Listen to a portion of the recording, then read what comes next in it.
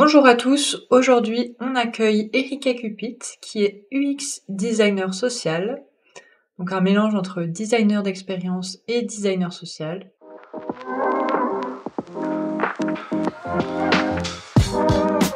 Déjà, merci d'avoir accepté mon invitation Erika, je suis super contente. Et puis, est-ce que tu pourrais pour commencer te présenter un petit peu? Ok, merci beaucoup Louise de m'inviter dans ce super podcast. Alors, enchantée, je suis Erika Cupit. Moi, je suis designer spécialisée en innovation sociale et la cofondatrice de l'association Novum Novem. Est-ce que du coup, par rapport à Novum Novem, pour ceux qui ne connaissent pas, est-ce que tu pourrais un peu présenter l'association? Oui, totalement. Alors, ce qu'il faut savoir, c'est que Novum Novem a été créé en 2019. À la base, c'est un projet étudiant issu du Master Design, Innovation et Société de Nîmes qui s'est poursuivi pour devenir une association sur le design et le vieillissement. Notre objectif, avec à peu près une douzaine de bénévoles, c'est de co-construire des solutions, d'accompagner en fait la transition, par exemple, des maisons de retraite, de développer des jeux sérieux pour lutter contre les discriminations sur l'âge, des podcasts sur la perception du corps, donc plein de solutions grâce au design qui vont permettre de co-construire notre société de demain avec les aînés et de façon intergénérationnelle. Une des notions que je peux un petit peu plus préciser en rajoutant un post-it, c'est la notion de design générationnel qu'on essaye de porter pour sortir le domaine du design, du care design, qui est beaucoup un domaine quand même assez proche de la santé, pour aller plus sur un domaine vraiment spécifique au vieillissement, qui n'est pas, le vieillissement n'est pas une maladie, mais vraiment quelque chose de positif qui vient avec la vie naturellement. Et donc, on développe ce champ du design. Et du coup, vous êtes beaucoup de bénévoles en France? Oui, je précise aussi que Louise, ici présente, est une de nos bénévoles aussi. On est du coup une douzaine de bénévoles. C'est vrai que je n'ai pas précisé, mais notre association est ce qu'on appelle une holacratie. Une holacratie, ça rentre dans la catégorie des organisations opales, donc des organisations qui vont valoriser un mode démocratique et horizontal. Le but, ça va être vraiment d'avoir différents pôles qui s'entraident, qui vont développer en fait des projets et qui ont une forme d'autonomie. On n'est pas du tout sur un truc horizontal. Le but, c'est vraiment de faire ensemble avec nos bénévoles qui sont répartis partout en France. On a Bourgogne-Franche-Comté, on va avoir du coup également des personnes du côté de la Bretagne, d'autres dans le sud de la France, même en Italie, et on a aussi des sympathisants qui sont en Outre-mer. On a pour objectif à terme de pouvoir développer des antennes. C'est pour ça aussi qu'on a ce mode de fonctionnement, et ça nous permet aussi de couvrir différents territoires. Donc d'intervenir à la fois sur des enjeux, on va dire, nationaux et aussi sur des enjeux territoriaux, vu qu'une métropole, c'est quand même différent d'un territoire rural.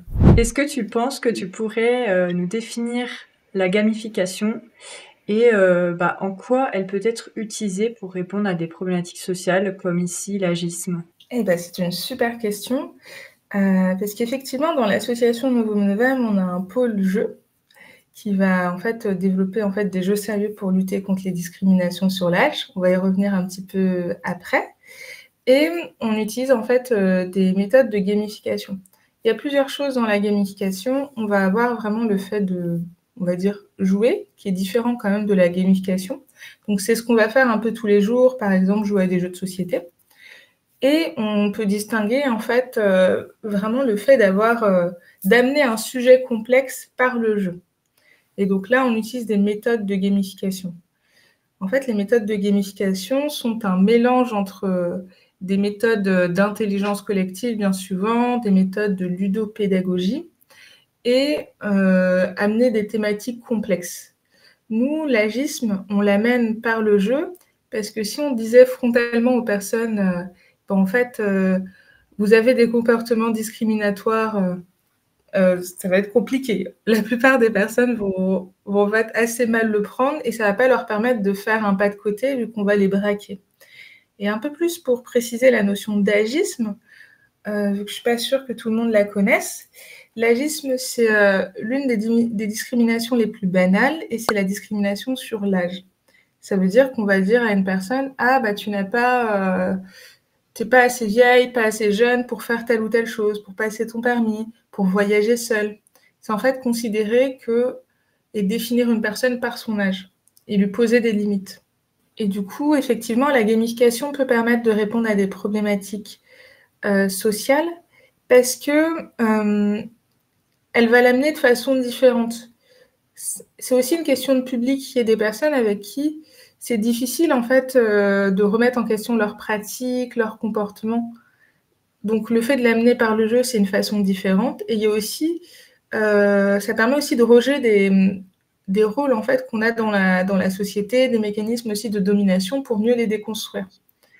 Donc c'est pour ça que les approches, en fait, ludiques sont intéressantes. C'est une méthode qu'on utilise aussi, du coup, en intelligence collective, le fait de, faire un pas de côté et que, tout le monde, en fait, tous les participants sont à une certaine, égalité, si je peux dire ça comme ça.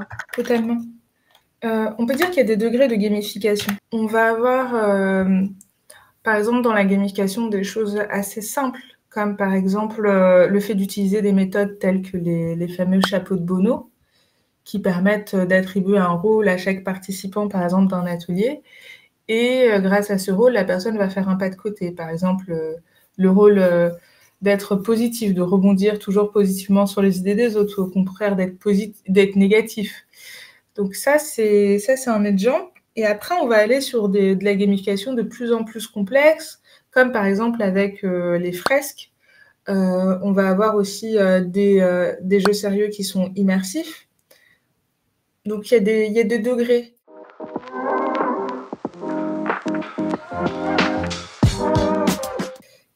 Ce qui est intéressant, c'est que, oui, je sais que tu as fait une interview avec, Michael et je pense qu'il en parle, très bien autour, de la gamification et également il a développé un jeu sérieux, les gamificards, qui permettent aussi d'amener de la gamification un petit peu dans tout ce qu'on veut. Oui, et puis aussi, si le sujet, des serious games, des ateliers ludiques ou de la gamification t'intéresse, j'ai invité, d'autres profils, qui pourront t'inspirer. Alors, du coup, selon toi, quels aspects spécifiques du design le rendent particulièrement efficace pour intégrer des éléments de gamification? Mmh. C'est une bonne question parce que c'est vrai qu'il y a vraiment une intersection forte entre, la gamification, le design et des méthodes aussi de facilitation en intelligence collective. Je pense qu'en fait, le design de base, de par sa formation, est une approche en fait qui est, gamifiée. Dans le sens où, dans nos études, on va vraiment pratiquer par le faire. Donc je pense que déjà, le simple fait de passer par la pratique, pour moi, c'est une forme de gamification. Après, dans les méthodologies du design, il y a l'idée de faire avec, donc la place du collectif qui a aussi un rôle dans, généralement, quand on joue à un jeu, on aime bien y jouer à plusieurs, donc ça va être aussi important. Après, il y a vraiment dans le processus de design, le fait de prototyper, de tester, c'est aussi pour moi une forme d'approche aussi ludique. L'immersion aussi, parce que dans la gamification, il y a différents degrés et différentes façons de le faire, et une des façons de le faire, c'est d'avoir un contexte et un cadre immersif. Et le cadre immersif, on l'a aussi dans le design. On peut par exemple aller sur le terrain, aller rencontrer en fait nos usagers, des partenaires, définir leurs besoins. Il y a aussi voilà par le dessin, la représentation, qui va amener aussi quelque chose de gamifié. En fait, je trouve que le design va bien avec la gamification parce qu'il permet de faire autrement. Je pense que c'est aussi ça qui est intéressant. C'est pas du tout une approche qui est rigide, elle est très dynamique et évolutive. Et le design évolue avec les gens qui le composent et également l'objectif qu'on souhaite atteindre. Et après, la question aussi que je trouverais intéressante de se poser, c'est est-ce que c'est le design qui intègre de la gamification ou si ce n'est pas l'inverse, la gamification qui intègre des méthodologies de design? Mmh. Ouais, c'est une bonne question en tout cas. Mmh. Parce que, en fait, ce que je trouve intéressant avec les personnes qui sont vraiment très spécialisées dans la gamification, ce que je trouve intéressant dans leur approche, c'est qu'en gros, finalement, c'est des méthodes de gestion de projet. C'est qui font de la gamification une approche de gestion de projet. Alors qu'on pourrait, on va dire, considérer la gamification pas forcément comme une méthode de gestion de projet, mais plutôt comme un outil ou un moyen de concevoir des expériences ludiques, mais pas forcément pour se dire qu'on va utiliser des méthodes de gamification pour accompagner la lutte contre les discriminations sur l'âge. Donc, je trouve que ça amène une dimension différente. Et je pense que c'est en ça que la gamification va se rapprocher du design. Et inversement, le design est très poreux.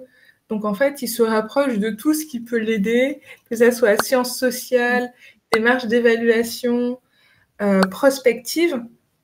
Le design va vraiment s'associer, il s'hybride. Et toi, Louise, sur cette question, qu'est-ce que tu en penses ? Pour moi, en tout cas, dans mon cas, j'utilise la gamification, je pense, tout le long de la méthode de design qu'on utilise, nous, en tout cas celle qu'on nous apprend à l'école et celle qu'on peut développer plus tard. Je peux l'utiliser autant pour par exemple, un atelier où on va co-créer avec les usagers, donc plus dans la phase d'idéation. Dans mon stage à la région Bourgogne-Franche-Comté, j'ai eu l'occasion de l'utiliser pour un atelier d'écoute usagée, donc plus dans la phase où on va rechercher, voir un peu, faire notre enquête sur le contexte. Tout le long de notre gestion de projet, c'est très adaptable et ça permet, comme tu disais justement, d'engager les personnes sur un sujet qu'on n'aurait pas forcément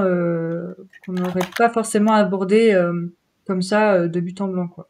Ouais, je suis d'accord avec toi. Ça m'a fait penser l'exemple que tu m'as donné, que sur d'autres projets, dans le cadre de la collectivité dans laquelle je travaille, on développe aussi des jeux sérieux, des fresques et pas mal d'outils de médiation.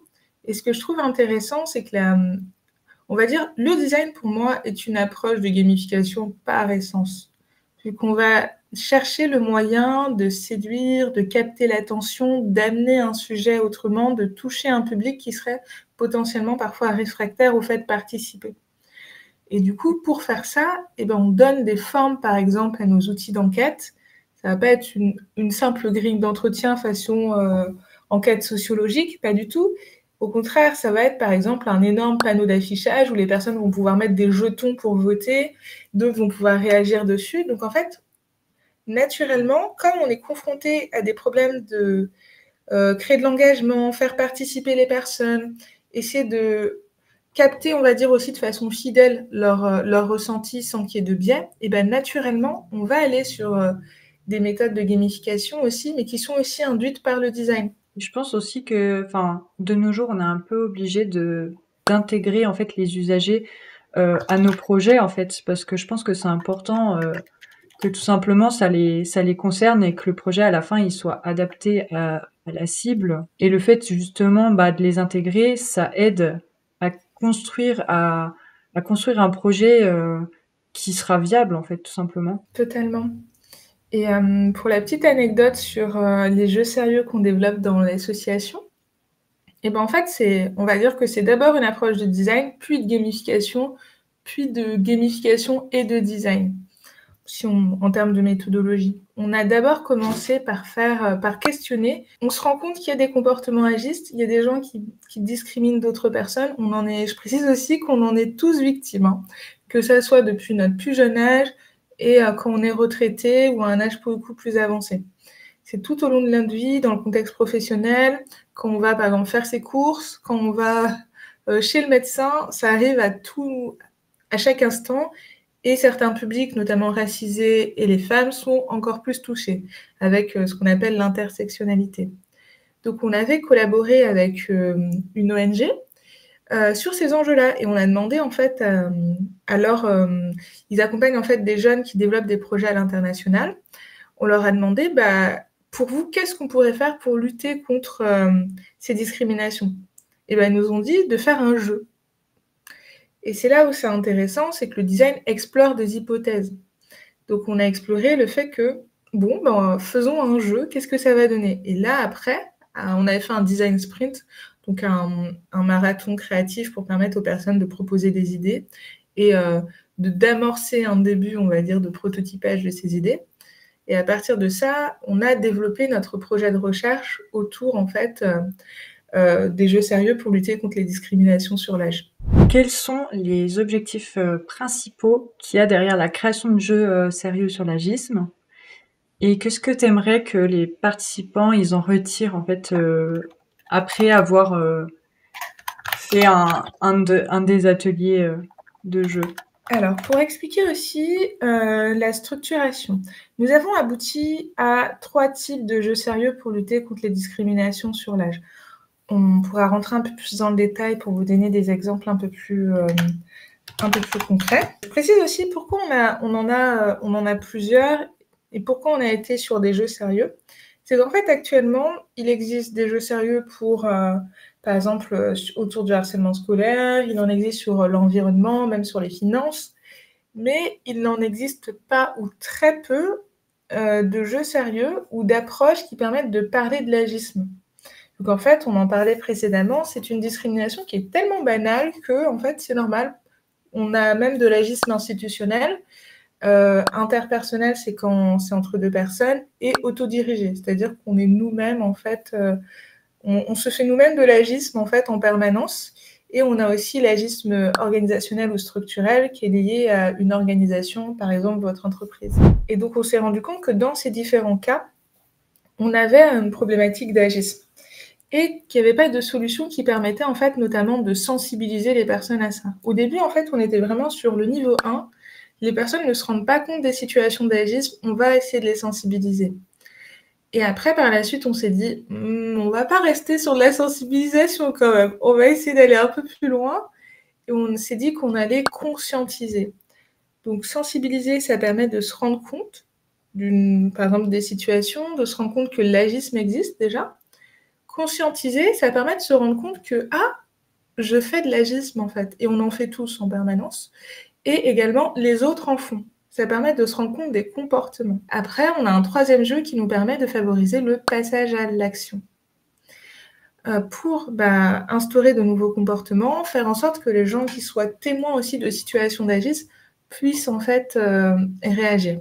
Donc voilà, on est arrivé vraiment à un parcours avec plusieurs jeux sérieux qui en fait s'articulent autour d'ateliers. Donc on a des ateliers d'à peu près 2 heures avec toute une médiation qui va permettre en fait d'amener progressivement la personne à comprendre la situation, à se positionner aussi dans le groupe pour pouvoir partager, témoigner de certaines situations, voire aussi se remettre en question en toute bienveillance.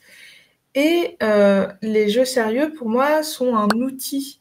Ça permet en fait, en gros, c'est comme si on avait des ateliers qui étaient gamifiés avec dedans des jeux sérieux, un déroulé en fait qui utilise des techniques ludiques qui vont faciliter l'interaction. Et en fait, c'est l'ensemble du dispositif qui utilise des méthodes de design et de gamification. Et ce que j'espère justement que les participants en retirent, c'est qu'ils puissent en fait déjà comprendre que ça a changé, enfin comprendre ce qu'est l'agisme, derrière envisager de nouveaux comportements et pouvoir agir aussi à leur tour. C'est pour ça que sur cette partie-là, on ne fait pas seulement des jeux sérieux, parce que ça peut être aussi quelque chose d'assez facile aussi. Mine de rien, avec les méthodes de gamification, on peut avoir cette tendance à vouloir produire du jeu pour produire du jeu. Nous, notre but, c'est pas du tout ça. C'est comme on l'a vu précédemment, on avait en fait cette hypothèse que les jeux sérieux peuvent être un moyen de lutter efficacement contre les discriminations sur l'âge, et on adosse du coup à la création de ces jeux sérieux, donc à notre protocole design gamifié, un projet de recherche. Et dans ce projet de recherche, notre but, c'est d'évaluer à quel point on arrive à bien sensibiliser, à conscientiser et à favoriser un passage à l'action. Donc on a des entretiens qui ont été réalisés avec les personnes.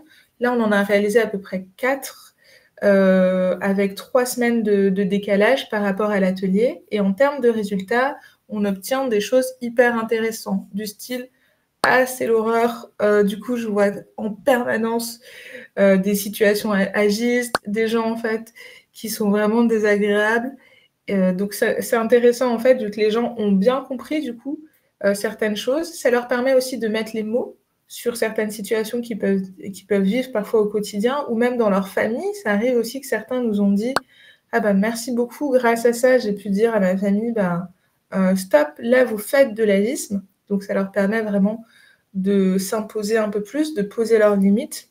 et voire même pour certains, ça leur permet aussi d'approfondir le sujet et de se dire: «Ah, j'ai vraiment envie de creuser».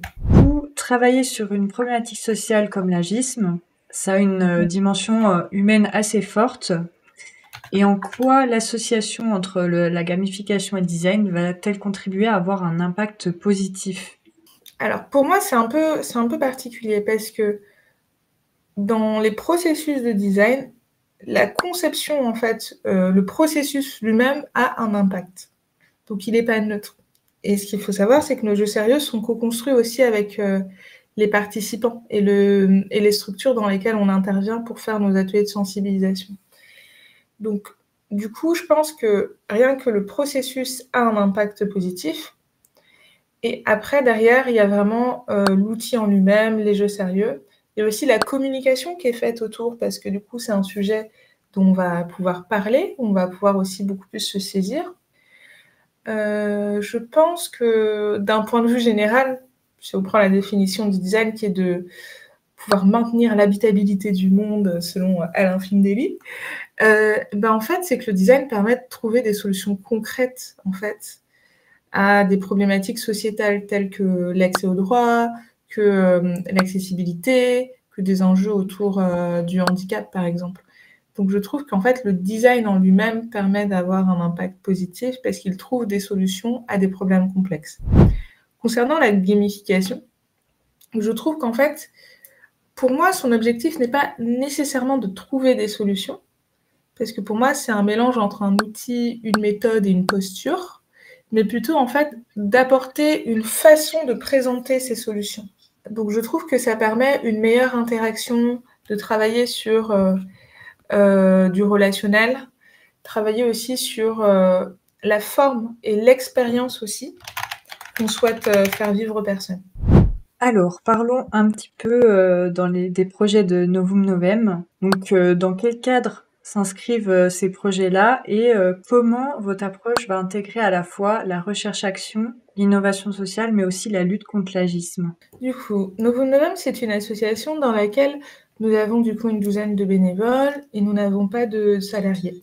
Donc c'est une association que nous faisons tous en parallèle d'une autre activité, un travail ou service civique ou autre. Donc ce qu'il faut savoir, c'est que Novum Novem a une double approche. Son approche principale, c'est de s'autosaisir de sujets de société. Par exemple, l'agisme ou les maisons de retraite, leur transformation, sur les enjeux autour du numérique aussi également et comment on en fait quelque chose de positif. Donc on a vraiment cette structuration d'autosaisie et également, en fait, on collabore avec des structures qui ont elles-mêmes un besoin et qui peuvent nous solliciter pour, répondre à une problématique précise. Par exemple, comment on peut, favoriser, une meilleure relation entre les résidents, d'une maison de retraite. Comment on fait pour intégrer à la fois donc l'approche, recherche-action, innovation sociale et lutte contre l'agisme? On va dire que ça va ensemble. Heu, L'innovation sociale, c'est un grand domaine dans lequel on a plusieurs thématiques. On a le vieillissement, on va avoir les enjeux autour de la santé, on va avoir, le service public. Donc en fait, nous, on va intervenir de façon, multiple et systémique sur une variété de sujets en lien avec l'innovation sociale. Et ce qu'on a tendance à faire actuellement, c'est un peu plus à thématiser notre champ d'action pour avoir un fil rouge sur l'agisme. Donc ça veut dire que dans toutes nos actions, il y a un peu cette thématique de l'agisme qui revient, soit par notre posture. Je vous donne un exemple concret. Pour la France Design Week, on intervient souvent en Normandie. On a fait une exposition sur le numérique et les seniors, sur les communs numériques, en maison de retraite notamment. Et notre but, c'était de montrer en fait qu'il y avait des seniors qui savent très bien utiliser le numérique. Donc, notre association a vraiment pour but de ne pas renforcer des clichés, mais au contraire de les déconstruire. Donc ça, c'est par exemple une façon de lutter aussi contre l'agisme, de par notre positionnement. La deuxième chose, ça va être vraiment de travailler sur des projets. On va avoir par exemple le projet de podcast sur la perception du corps qui va aussi explorer ces enjeux autour de l'agisme et du corps en fait qui évolue de différentes façons, pas seulement liées à l'âge, ça peut être aussi via de la chirurgie esthétique, via du tatouage. Et enfin, on a le projet de recherche qui va nous permettre aussi d'attester que on va développer en fait une vision et capitaliser sur ce qui est produit dans nos projets pour avoir une réflexion un peu plus macro et contribuer vraiment à une recherche sur ces sujets-là. Donc, des sujets autour du design et notamment de l'agisme, en fait. Vu que je pense que c'est un champ intéressant à explorer et que le design est un bon moyen de résoudre les problématiques autour de l'agisme et que la gamification vient en fait rajouter une autre approche en plus et mieux nous outiller. Ce que je pourrais dire aussi par rapport à notre structuration dans l'association, c'est qu'on a par exemple un pôle dédié à la recherche avec lequel on travaille avec des chercheurs. Ce pôle de recherche travaille lui-même avec le pôle jeu. Donc en fait, tout ce qui est fait en termes de conception de jeu, approche de gamification est partagé avec le pôle recherche et inversement. Et en parallèle, en fait, il y a par exemple le pôle podcast qui développe son projet. Donc en fait, on a une sorte de circularisation un peu des informations pour essayer au fur et à mesure voilà, de travailler de façon conjointe sur ces thématiques-là. Donc ça permet aussi de dupliquer nos forces et d'avoir plus d'impact. On n'a pas uniquement vocation à se contenter, on va dire, de faire émerger des projets du territoire, de favoriser de l'empowerment des personnes, par exemple, victimes de discrimination agiste, ou de seniors ou d'autres personnes, mais aussi vocation à transmettre. Et donc, pour transmettre, ce qu'on fait, c'est qu'on fait des partenariats. On a un incubateur pédagogique. Notre pédagogie est toujours la même. On fait une sensibilisation sur OK, vous allez croiser en fait des personnes peut-être avec lesquelles vous n'avez pas l'habitude d'être confrontés. Voilà, mais en fait, c'est des personnes comme vous et moi, en fait, qui ont des besoins, qui ont des envies, qu'on ne doit pas définir uniquement par leur âge. Donc, ça nous permet dès le début de sensibiliser aussi les nouveaux designers qui vont arriver. C'est pas mal avec des écoles de design qu'on travaille, pour en fait qu'ils aient déjà une posture qui n'est pas discriminatoire involontairement en fait. Alors, comment est-ce que tu associes concrètement les méthodes du design à la gamification dans le cadre de tes projets qu'il y a à Novum Novem? Alors, de façon concrète, c'est bien, ça me permet de faire un point sur la méthodologie qu'on a développée pour concevoir ces jeux sérieux. Alors, ce qu'il faut savoir, c'est qu'on a eu plusieurs versions de nos jeux sérieux. Ça n'a pas été une aventure facile parce qu'on peut voir le jeu comme hop, c'est facile de concevoir ça, mais pas du tout. Le travail qu'on a fait au départ, c'est on a fait, bon, bien sûr, l'immersion qui nous permettait en termes de design de comprendre les besoins de notre public, de se dire, en fait, c'est un sujet pas facile à aborder. La plupart des gens n'ont pas envie d'en discuter. On a aussi, au fur et à mesure des ateliers, identifié le fait que c'était un sujet auquel les femmes étaient beaucoup plus touchées. Donc en fait, on a plus de femmes généralement qui participent à nos ateliers. Donc ça veut dire qu'en termes de gamification, il faut en fait travailler les leviers d'engagement en fait des publics masculins pour qu'ils puissent participer.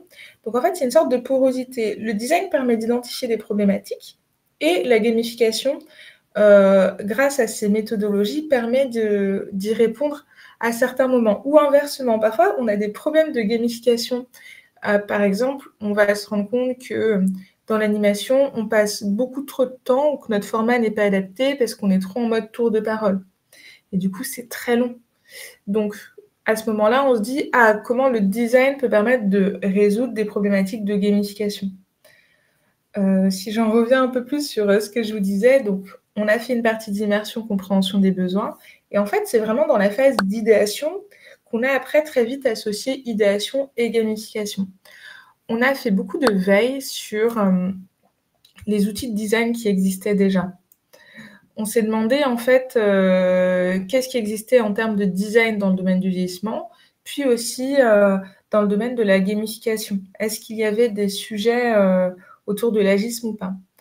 Concrètement, il n'y en a pas beaucoup, donc ça ne nous a pas aidé à pouvoir identifier les freins et les limites. Donc on s'est plus intéressé à d'autres types de jeux sérieux qui existaient sur le marché.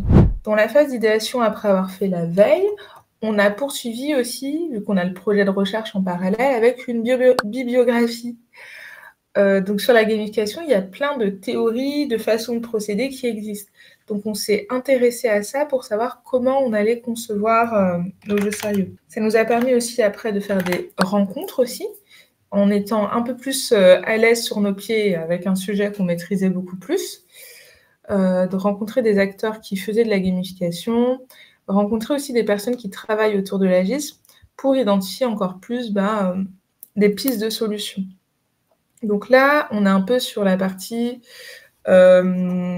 divergence, en fait. Dans notre méthodologie de design, on diverge pas mal, on fait de la veille et tout ça et après, en fait, on a commencé à refermer. Ce qu'on a fait d'abord, c'est qu'on a défini par des méthodologies de design un objectif qu'on voulait atteindre en termes d'impact et de changement de comportement. Donc on avait dit sensibiliser, conscientiser et favoriser le passage à l'action. Sur la partie sensibilisation, on s'est dit après, en termes de méthodologie de gamification, qu'est-ce qu'on pourrait faire qui nous permette de bien sensibiliser? Quelles sont les techniques, méthodes, approches de gamification qui permettent d'avoir une bonne sensibilisation? Donc, une fois qu'on avait un peu fait un état de l'art là-dessus et testé pas mal de choses, puisque je le précise pas, mais en fait, on a une approche hybride, c'est-à-dire que quand on fait une immersion, on fait aussi un test en même temps. Quand on fait de l'idéation, on fait des tests. Donc, c'est vraiment une méthode de design qui est aussi entre beaucoup de tests. On a fait à peu près, je pense que maintenant, on doit en avoir une quinzaine d'ateliers qu'on a fait dans l'année, dans des structures auprès de publics différents. Sur la partie du coup conscientisée, c'était moins évident parce que là, on a eu besoin davantage d'observer le comportement de nos participants pour pouvoir se dire ah là ça fonctionne en termes de gamification ou pas, et parfois même en fait on faisait différents scénarios en fait d'animation des jeux et on les testait avec eux pour voir ah bah scénario 1 ça fonctionne pas, ou on faisait des variantes. Donc en termes de gamification, c'est là où c'est un petit peu intervenu de façon intéressante. Et sur la partie passage à l'action, on est encore en train de développer ce jeu-là. Là, on a eu une approche intéressante vu qu'on a utilisé les outils numériques. On a fait un proto pour l'instant un peu numérique du jeu. Et l'idée, c'est de davantage le tester pour avoir un guide de bonnes pratiques. Donc ça, c'était la partie un peu idéation. Après, on est passé dans la phase de développement. Dans la phase de développement, j'ai l'impression que c'est beaucoup plus Là, c'est plus le design qui va rentrer pour moi en ligne de mire, vu qu'en fait, dans la gamification, on a, on va dire, l'approche, et après, il faut faire un prototype. Et là, en fait, réaliser un bon prototype qui permet d'avoir un jeu sérieux efficace, pour moi, c'est quand même plus des méthodologies de design. Vu qu'on va avoir vraiment quel typo on utilise, quelle taille des cartes, quelle couleur, parce que la couleur, en fait, du jeu, on s'est rendu compte que ça a une importance. Qu'en fait, si on utilise des couleurs qui vont par exemple renvoyer à quelque chose de trop triste, ou quelque chose, parfois il y a des couleurs un peu fades, et ben ça va aussi amener aussi quelque chose par rapport au jeu qui peut être à l'inverse de ce qu'on souhaite. On a aussi développé au fur et à mesure, ce qui me semble important, c'est des méthodes de capitalisation et de valorisation de la parole, en faisant notamment de la facilitation graphique pour vraiment garder trace. C'est vraiment rendre compte un peu des recherches qui ont pu être faites lors des ateliers, ou ça se passe comment? En fait, ça sert à plusieurs choses. Pendant l'atelier, ça permet de valoriser la parole des personnes qui interviennent. Il faut imaginer que dans nos ateliers, on va avoir des personnes qui sont novices, qui ne comprennent pas du tout au début ce qu'est l'agisme, et à la fin, ils sont en train de nous dire ah bah j'ai été à l'hôpital et tout, et en fait, on m'a même pas adressé la parole, limite on m'a ignoré parce qu'on considérait qu'avec mon âge, j'étais en train de m'inventer en fait une maladie. Donc on va avoir en fait des propos qui sont quand même assez lourds, qui sont partagés. Et ça va être intéressant de pouvoir valoriser la parole en la prenant en note et en lui donnant de la valeur. On capitalise sur le moment et on capitalise après. Parce que nous, derrière, en fait, tous ces témoignages, qu'est-ce qu'on en fait? Et ben en fait, ça vient nourrir nos jeux sérieux. En fait, on a une boucle vertueuse. Vu que nos jeux sérieux s'appuient tous sur des témoignages réels, des études de cas. Donc c'est pas du tout en fait des fictions, en fait, c'est vraiment vrai. Donc en fait, quand les gens nous partagent des témoignages, on en profite pour réalimenter potentiellement le jeu. Et derrière, ça nous permet aussi de communiquer dessus, de les partager parfois certains témoignages, bien sûr, en anonymisant sur les réseaux sociaux aussi, pour montrer que regardez en fait. Si vous êtes confronté à telle situation, mais c'est que c'est de l'agisme. Alors du coup, le design repose souvent sur une approche centrée usager. Comment est-ce que cette approche-là, elle va faciliter en fait la création des jeux qui ont pour but de sensibiliser à l'agisme? Là, c'est plutôt simple. On a un peu évoqué sur le côté approche entrée usagers. C'est que nous, on est parti de la compréhension du besoin. À la fois, en fait, grâce à notre fameux design sprint, ce qui nous a permis de comprendre, en fait, auprès des publics, comment, en fait, ils voulaient voir ce sujet traité, quelles étaient leurs solutions et leurs envies. Après, en fait, nous, on est vraiment dans une approche du pour, par et avec les usagers. On les implique à la fois dans les étapes de recueil de la parole et aussi dans les étapes de conception, en fait. Lorsqu'on faisait nos tout premiers ateliers, en fait, les personnes, après avoir testé, donc on leur disait, là, on leur montrait l'atelier de sensibilisation et à la fin, on leur disait, donc c'était encore un prototype, est-ce que vous pouvez nous faire des retours? Et en fait, à partir de leur retour, on s'est rendu compte que là, c'était trop long, là, peut-être que c'était pas très bien expliqué. On s'est mis à faire ce qu'on appelle des itérations en design. Une itération, c'est faire des allers et retours.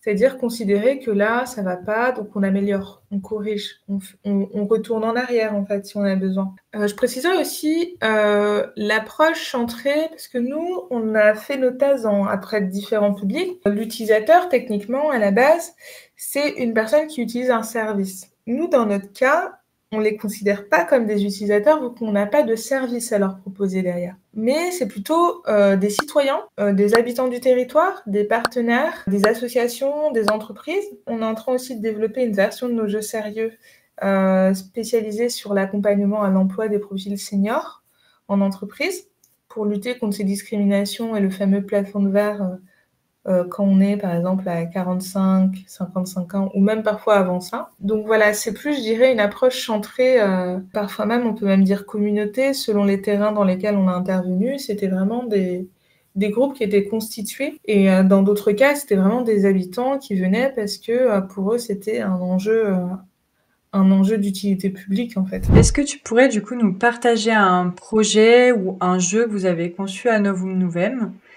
qui va illustrer c'est toujours cette association entre design et gamification? Donc, je vais vous présenter le premier jeu, Absurd Story. J'ai expliqué un peu tout à l'heure que la plupart des personnes ne se rendent pas compte que l'agisme existe. Donc, Absurd Story est un jeu de cartes qui a pour but de faire comprendre les situations d'agisme. Donc, on est vraiment sur du premier niveau, comprendre, analyser la situation. Et en fait, on s'est dit, bon, si on dit aux personnes, bon, quand tu prends le métro et que par exemple, il y a une personne qui a besoin de s'asseoir et tu lui dis, non, mais vous n'êtes pas assez vieille, c'est de l'agisme. Mais l'aborder de cette façon-là n'aurait pas permis à la personne de vraiment réfléchir en profondeur sur ce qu'est l'agisme et comment ça peut avoir un impact. Donc, c'est un jeu de cartes que les personnes en fait vont piocher une carte et dessus il y a une devinette. Vous allez voir votre médecin et malheureusement de toute la session il ne vous a pas parlé, il a préféré s'adresser à votre fille.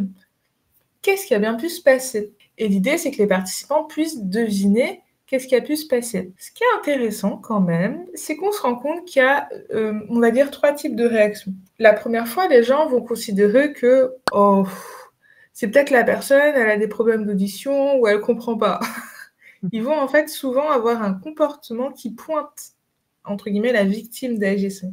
Donc ça, c'est intéressant parce que ça permet de le déconstruire et de leur dire non, non, non, la personne n'a aucun problème. C'est vraiment le médecin qui n'a pas la bonne posture. Et ça les pousse du coup à aller chercher qu'est-ce qui va pas dans le comportement du médecin. Parce qu'en fait, c'est comme si qu'au démarrage, il validait un peu ce comportement inconsciemment. Le deuxième type de comportement autour de ça, c'est de se dire tout de suite ah ok en fait c'est le médecin qui a pas eu la bonne posture parce que généralement les personnes ont été confrontées à cette situation, on l'ont vu pratiquer et ça ravive des souvenirs. Et la troisième posture en fait pour certaines personnes c'est de se dire je vois vraiment pas ce qui va pas, je comprends pas. Et là c'est pas mal parce que du coup on est vraiment sur une personne qui n'a pas d'a priori, qui se pose des questions, avec laquelle on va pouvoir lui expliquer que en fait dans ce contexte-là il n'a pas la bonne posture. Donc c'est intéressant. Et plus on joue en fait et on avance, plus les personnes commencent à comprendre en fait que le problème c'est pas la personne, mais que c'est la perception de son âge. Peut-être pour préciser un petit peu plus, du coup dans Absurd Story, il y a aussi également une première partie avec des visuels. Voilà, Louise nous a fait des illustrations qui permettent déjà dans un premier temps d'identifier les représentations qu'ont les personnes sur l'âge pour pouvoir le déconstruire. Parfois aussi, vu que je co-anime souvent avec ma sœur Marine, qui a été aussi interviewée par Louise, on va poser en fait la question de, «Est-ce que vous avez des problèmes pour donner votre âge?» Et en fait, parfois cette simple question, on peut se rendre compte qu'il y a des personnes qui ont déjà des blocages en fait sur leur propre âge. Donc c'est vraiment le fameux agisme autodirigé. Et après, du coup, on a cette partie aussi sur les représentations, des petites questions, et au fur et à mesure, on va distiller des informations complémentaires sur concrètement l'agisme c'est quoi, que par exemple ça fait perdre 7,50 d'espérance de vie en moyenne. Donc toutes les personnes qui nous critiquent sur notre âge de façon positive ou négative, ça nous fait perdre des années d'espérance de vie. Donc c'est pour ça que c'est aussi un vrai sujet important qu'on devrait davantage traiter. Et enfin, on a une facilitation graphique pour capitaliser et garder trace. Est-ce que du coup, comme tu nous aides aussi sur l'élaboration de ces jeux sérieux, est-ce que tu veux aussi expliquer Brain Rescue? Oui. Alors Brain Rescue, c'est un jeu qui, au départ, disons que il y avait un prototype, mais il n'était pas encore finalisé. Il fallait encore faire plein de tests pour savoir vers quelles règles on allait se diriger. Donc on a la représentation du cerveau qui est divisée en plusieurs parties. On a notre barre de vie. Et le but, c'est de garder cette barre de vie au maximum. Et ça va être aussi donc on aura des situations toujours en rapport avec l'agisme qui vont soit, par exemple, nous enlever des points en fait, ou nous rajouter des points dans certaines catégories du cerveau. En fait, ce qui est intéressant aussi, je trouve, dans ce travail, c'est que comme on est plusieurs à travailler, on a aussi notre asso fait tellement de trucs que j'oublie. On a différents corps de métier. On a des personnes qui font plutôt de la médiation culturelle, d'autres qui ont plutôt une base juridique. Et même en termes de design, on n'a pas du tout les mêmes profils, où on est complémentaires. Et ça nous permet du coup de se compléter dans la conception des jeux.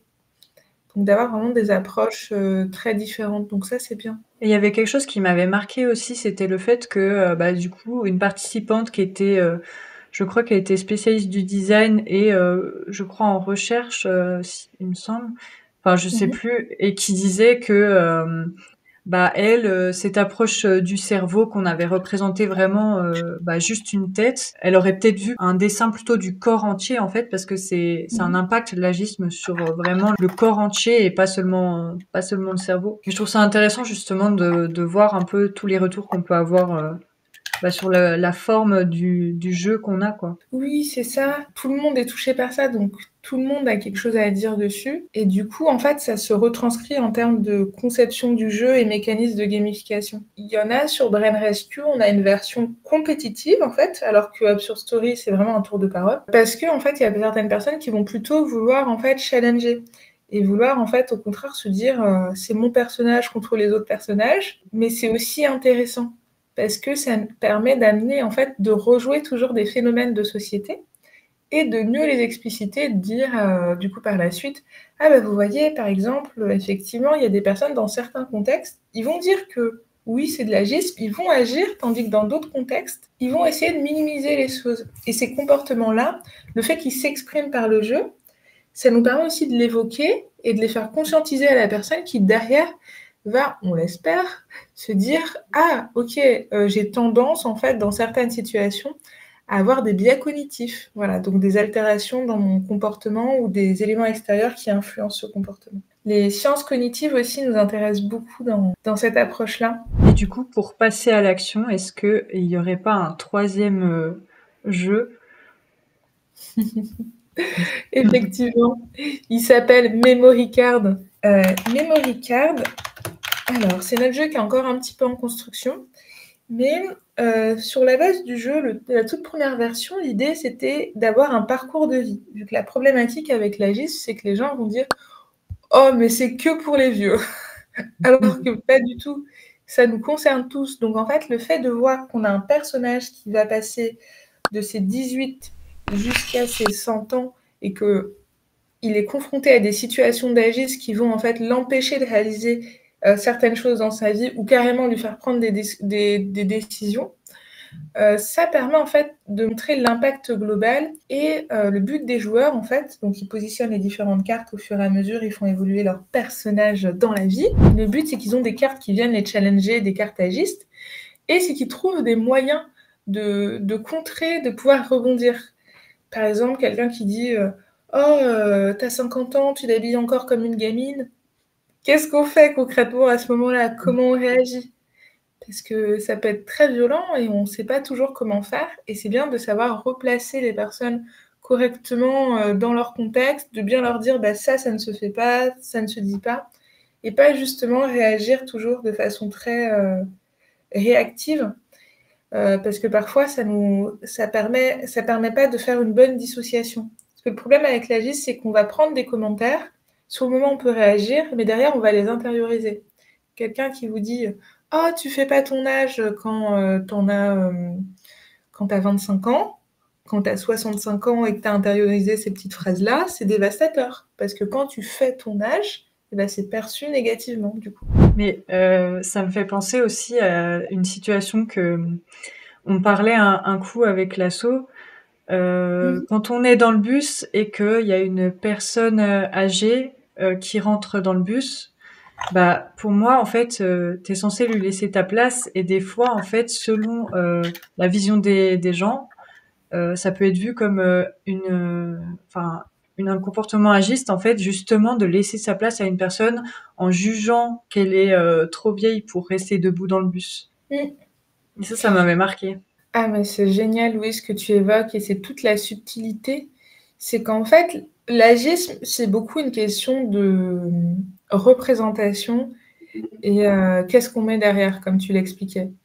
Parce que c'est vrai qu'en fait, si tu laisses la place dans le bus à des personnes parce que tu considères qu'elles sont vulnérables, c'est ce qu'on appelle de l'agisme bienveillant. C'est qu'en fait, techniquement, c'est pas un agisme qui a pour but de nuire à l'autre, mais ça lui nuit quand même parce que, en fait, c'est soi-disant par bienveillance, alors qu'en fait, ça l'est pas du tout, en fait. Comment est-ce que tu vois l'évolution de l'utilisation du design comme outil de gamification dans le cadre des problématiques sociales comme l'agisme?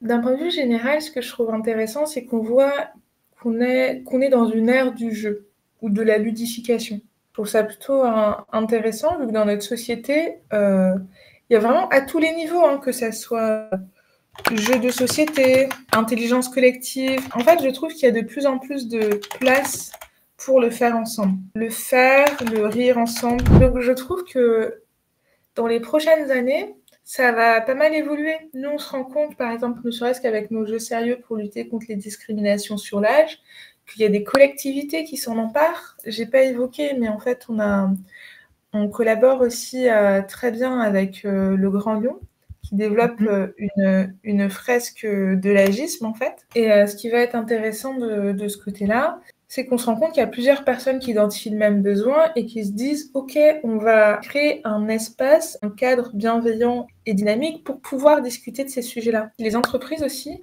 s'en saisissent bien et trouvent que c'est un format qui change, que en fait, ce qui est assez drôle pour moi, c'est que la gamification, elle a toujours existé. C'est plus qu'il y a une période où on a considéré qu'il fallait être sérieux et que travailler, ça voulait dire qu'on ne devait pas s'amuser, en fait.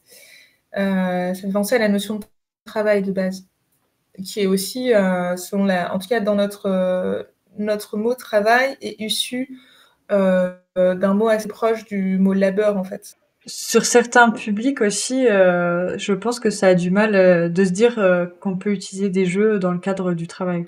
Totalement. Et moi, par exemple, sur ces outils, vu que voilà, je développe pas mal de jeux sérieux, il y a aussi une question en fait liée au fait de s'autoriser ou pas. C'est comme avec la facilitation graphique. Il y a des personnes, ils vont considérer que faire des dessins, c'est pas travailler. Des petits dessins ou des pictogrammes, c'est pas travailler. Donc il y a aussi une représentation associée. Et je pense qu'on est dans une bonne voie pour casser les représentations. Je pense aussi que les fresques, il y a la fresque de climat, la fresque du renoncement, tous ces outils de fresque ont été un bon intermédiaire. Parce qu'avant, il y avait la version escape game ou team building, en fait. Donc, on est vraiment dans le côté cohésion d'équipe, mais un peu très fortement ludifié. Et après, il y a eu les fresques qui, en fait, les fresques ont quand même un degré de ludification et de gamification qui est beaucoup moins fort. Mais ça amène déjà une autre façon de penser à un sujet. Et en fait, je trouve que maintenant, on se positionne dans des jauges entre les deux. C'est-à-dire pas non plus faire des sortes de bootcamp où on va courir partout, mais rester quand même sur des choses où on va amener des sujets complexes, discuter, travailler sur des enjeux d'innovation sociale, avec des approches ludiques, passer un bon moment, mais quand même produire quelque chose. C'est là où je trouve que c'est intéressant, c'est qu'on est dans une approche de gamification, mais qui produit des solutions. Ça me fait penser un peu à ce que disait Michael, Mhm. que les ateliers ludiques, justement, c'était entre les jeux et la formation. Donc ça se Mhm. rejoint vachement, je trouve, avec ce que tu dis. Oui, bah, totalement. En design, on aime bien parler de formation-action aussi, pour montrer qu'on n'est pas juste en train d'être formé, donc avoir une approche très descendante, parce que dans les formations, dans l'image qu'ont beaucoup de personnes, c'est l'approche très descendante, alors que on pourrait avoir une approche inductive, qui est au contraire une approche très pédagogique, on est dans l'action, on pratique beaucoup. Et ça, en fait, je trouve qu'il y a aussi un changement du côté de la formation qui fait aussi que ça permet d'amener des changements dans de la gestion de projet. Parce que nous, on parle beaucoup de gamification là dans le cadre de gestion de projet, sensibilisation. Et toi, Louise, c'est quoi tes techniques de gestion de projet gamifiées? Bah, en fait, pour l'instant, justement, c'est ça que j'essaye d'expérimenter.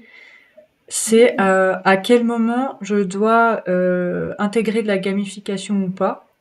Et Mhm. bah, par exemple, quand un client vient vers moi et me dit direct qu'il a envie d'un outil gamifié, enfin d'un outil ludique, je sais que l'outil ludique, ce sera le produit final. Mais si la personne vient vers moi pour, disons, enfin un outil plutôt sur le graphisme, bah j'aurais tendance plutôt à dire, ben par exemple là, on va faire un atelier pour écouter ce qu'ils ont à me dire sur quels sont leurs besoins, qu'est-ce qu'ils ont envie de mettre comme idée dans leurs documents par exemple,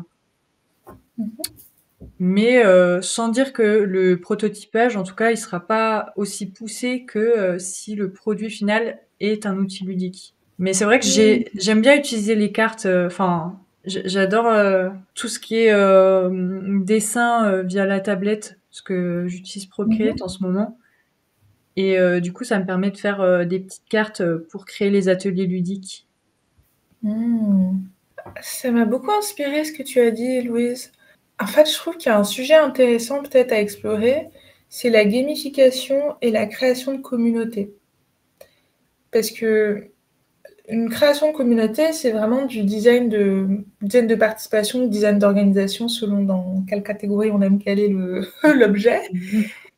Et en fait, t'as que de la technique de gamification, créer de l'engagement, et aussi de créer des rituels. Et comme tu disais, de devoir doser, je trouve, en fait, ta clé d'entrée, pour pas en mettre trop non plus. Et en même temps, parce que ça peut être aussi le produit final. Donc je trouve ça intéressant. Erika, quels sont les défis que tu rencontres lorsqu'il s'agit de gamifier une thématique qui est assez complexe quand même, l'agisme? Bah, déjà, l'agisme en lui-même, c'est pas un mot clair. Mm. Donc, il y a la notion, et l'autre difficulté, c'est le degré de gamification. On en parlait, hein, on en a pas mal parlé, mais à quel point on va gamifier la thématique? Parce que si on met trop de gamification, ce qui va se passer, c'est que à la fin, on va jouer autour de la GIS, mais on n'en aura pas parlé. Et au tout début, pour certains de nos jeux, on en avait un qui s'appelait Roublard et Vandal, qui était un jeu qui traitait de l'agisme, mais il était tellement gamifié qu'en fait, à la fin, c'était secondaire.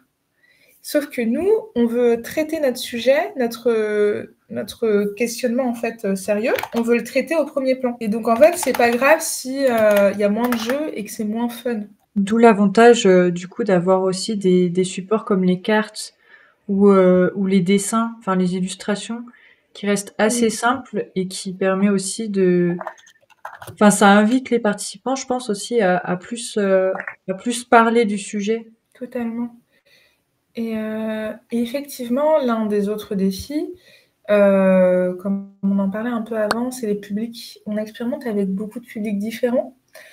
Donc les zones rurales, les zones qui sont très urbanisées, métropoles, c'est pas du tout pareil. On n'aborde pas le sujet de la même façon. Parce que quand vous êtes confronté à l'AGIS, qu'on ne veut pas vous envoyer qu'on veut pas vous envoyer une ambulance pour aller à l'hôpital et que vous êtes dans une zone rurale à plus de 30-50 minutes, c'est pas du tout la même chose que si vous pouvez en fait y aller en transport en commun. Donc en fait, il y a aussi la question, on va dire, du sujet selon les publics, voilà, selon les territoires. Un des défis aussi, c'est les enfants. Parce qu'en fait, les enfants, c'est vraiment des éponges. Pour le meilleur et pour le pire, parce que avec les enfants, on a fait plusieurs fois des travaux sur les clichés et les représentations. Et qu'ils aient 14 ans ou qu'ils en aient 6, ils sont déjà en train de vous dire que les seniors, ça décale, les jeunes sont potentiellement des fainéants, alors qu'ils sont eux-mêmes jeunes. Donc, c'est pas évident, en fait, d'amener le sujet de l'agisme avec les enfants. Donc, on a conçu d'autres jeux qui leur permettent de travailler à la fois sur la notion de la famille, en fait, qui est dans la famille, comment on représente les différents individus, pour faire une sorte de memory, plus ou moins, Non, c'est un jeu de cette famille plutôt. Et on avait développé aussi un autre jeu autour d'un puzzle. Donc voilà, avec les enfants, on a besoin de tester un peu plus comment on amène le sujet. Et aussi, pareil, l'autre contexte, c'est que là, pour l'instant, on a fait beaucoup d'ateliers avec du grand public, des habitants. On a fait des ateliers aussi avec des profils d'associations. C'est pas du tout pareil de faire un atelier en entreprise avec des gens qui se connaissent et qui, du coup, vont reconnaître certaines situations et dire « Ah bah ça, c'est Maurice, hein. À chaque fois, à la machine à café, il nous dit vous les petits jeunes, non, non, non. » Donc, on est obligé d'adapter aussi la façon de l'amener si le public se connaît ou si c'est un groupe qui ne se connaît pas. Est-ce que tu vois d'autres défis ou pas? Aussi les publics en situation de handicap. Le défi aussi, en termes pour nous, par rapport à la recherche de passage à l'action, on a vraiment envie que les personnes soient en capacité de pouvoir changer leur comportement. Et après, le défi, c'est aussi le défi de diffusion. Parce que voilà, nous, on est quand même une association qui va avoir du coup bientôt quand même 4 ans et demi, 5 ans. Mais en fait, c'est un sujet qui est complexe, qui n'est pas très répandu. Et on a besoin en fait de relais pour diffuser cette thématique. C'est pas une thématique sur laquelle on va forcément au premier abord. Ce qui est bien aussi, c'est que il y a des personnes qui nous ont rejoints il y a quelques mois aussi, disons quelques mois après moi, qui ont pu réaliser des vidéos lors des ateliers de jeu et je trouve que c'est intéressant de voir aussi un peu, enfin, c'était dans cet esprit de diffusion et de capitalisation. Totalement. Et un dernier point aussi, c'est pour moi la notion d'expertise. Ce qui est hyper intéressant, c'est qu'à la base, nous, dans notre posture de design, on n'est pas expert d'un sujet. Mais avec l'agisme, on est obligé de le devenir, vu qu'on développe un jeu sérieux qui a pour but d'avoir un contenu qui a une bonne véracité. Donc on commence en fait à développer une expertise forte, non seulement sur les notions d'agisme, et sur les manières d'en parler. Et ça, c'est un défi aussi en termes de diffusion, parce qu'à terme, on veut en fait que le jeu soit disponible, enfin que les jeux soient disponibles pour le plus grand nombre. Donc ça veut dire aussi former des ambassadeurs. Et du coup, qui dit former, dit aussi transmettre une vision qui soit cohérente et cette expertise puisse être partagée avec autrui. Et toi, Louise, tu vois d'autres défis pour l'asso?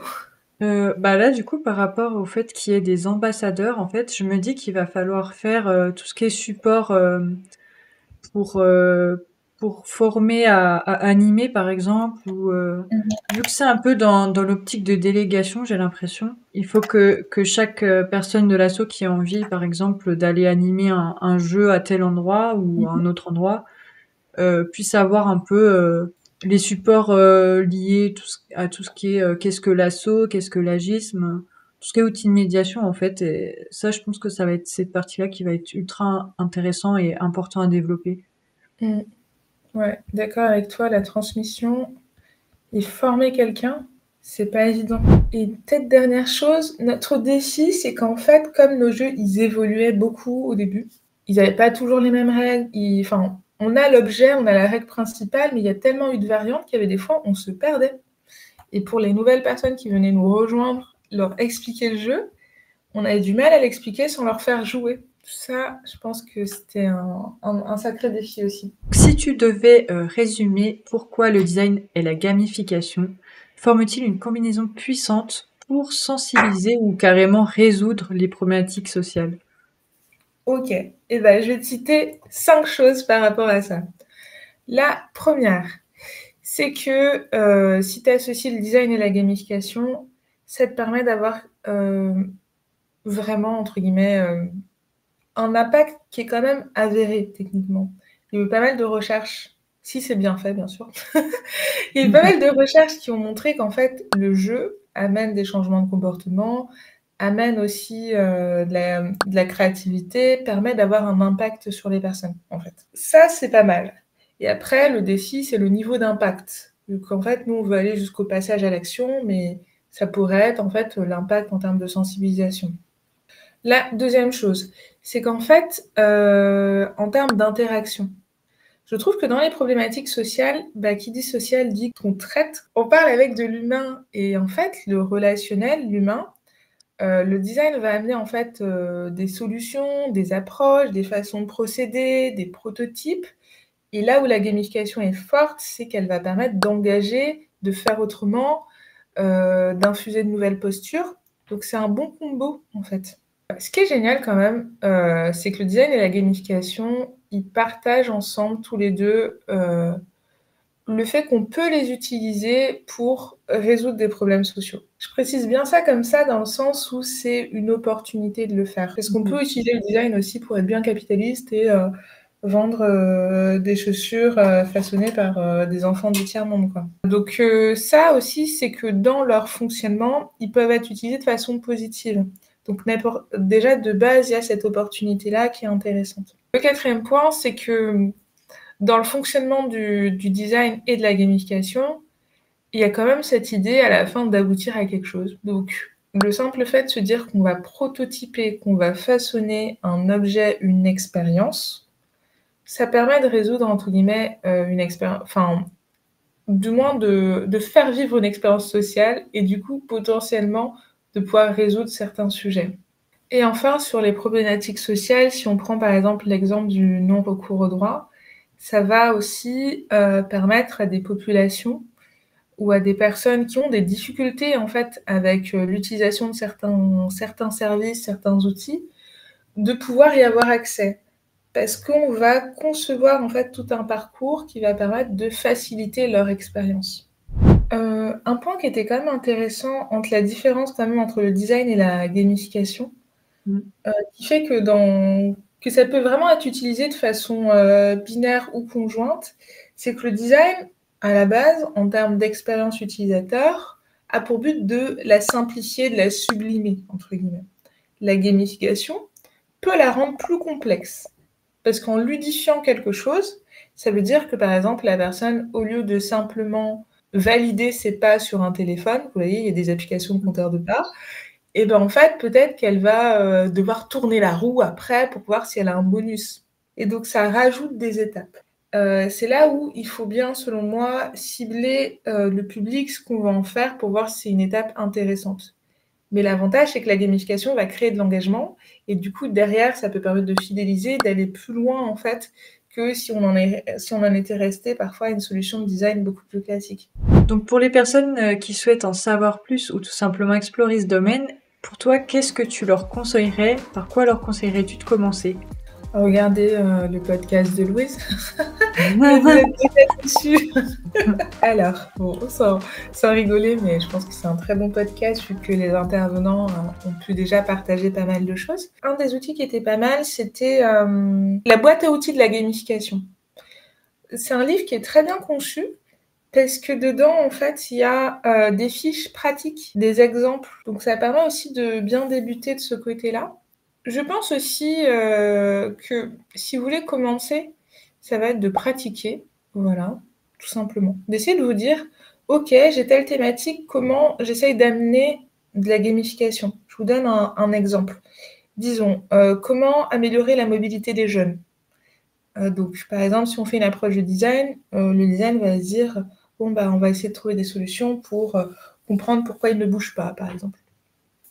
Tandis que si on fait une approche de gamification, on va essayer de se dire, on va se focaliser beaucoup plus sur le moyen en se disant, comment on leur donne envie de bouger? Voilà, c'est une subtilité, c'est travailler un peu sur la formulation de vos problématiques pour du coup pratiquer sur des cas concrets. Moi aussi, ce que je vous dirais, je suis une grande fan des jeux de société, vraiment j'ai une grande bibliothèque. À titre personnel, je pense que pour faire correctement de la gamification, il faut quand même pas mal jouer à des jeux parce que ça va vous permettre naturellement d'enregistrer des mécaniques. Et pour ça, en fait, vous avez les jeux classiques du style Uno, jeu de loi et après, quand vous allez un peu plus développer, vous allez pouvoir aller sur des jeux de type stratégie, jeu de rôle, des jeux aussi, dont on peut jouer tout seul, des jeux immersifs et je pense que c'est un bon moyen de repérer des mécaniques que vous allez pouvoir réutiliser. Je vous invite aussi à analyser, donc la gamification, il y en a partout et vous allez pouvoir analyser, par exemple, le site de la SNCF, votre ordinateur, comment il se comporte, quelles sont les micro-interactions, les petites choses, en fait, qui amènent, en fait, une approche ludique. Après, il existe en fait pas mal d'autres livres, hein, bien sûr, sur le sujet, mais je trouvais que celui-là était bien fait.